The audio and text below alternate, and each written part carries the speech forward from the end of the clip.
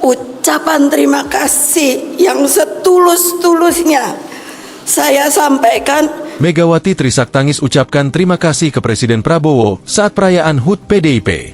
Ketua Umum PDIP, Megawati Soekarno Putri mengucapkan terima kasih kepada Presiden RI Prabowo Subianto saat perayaan HUT PDIP ke-52 tahun di Sekolah Partai PDIP di Lenteng Agung, Jakarta Selatan pada Jumat, 10 Januari 2025, siang. Hal itu seusai Presiden Prabowo menyetujui surat pimpinan MPR RI yang sudah melakukan pemulihan nama baik Presiden RI pertama, Soekarno yang juga ayah kandungnya. Ucapan terima kasih juga saya sampaikan kepada Presiden Prabowo Subianto yang telah merespon surat pimpinan MPR RI terkait tindak lanjut pemulihan nama baik dan hak-hak Bung Karno sebagai Presiden Republik Indonesia pertama. Ujar Megawati dalam pidato sambutannya. Megawati juga mengucapkan terima kasih kepada MPR RI yang sudah meluruskan sejarah terkait Soekarno. Yakni, lanjut dia, tuduhan kepada Bung Karno telah melakukan pengkhianatan terhadap negara dan mendukung pemberontakan oleh Partai Komunis Indonesia, PKI. Karena itulah juga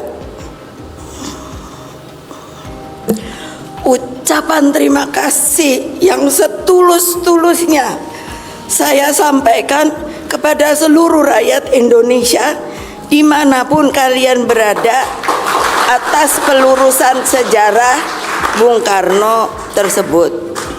Ujar Megawati sembari Trisaktangis.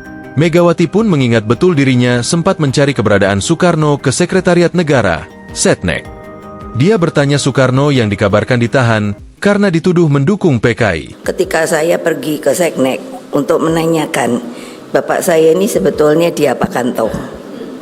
Lidang, Presiden tiba-tiba waktu itu ditahan, bukan ditahan, enggak tahu, di Istana Bogor.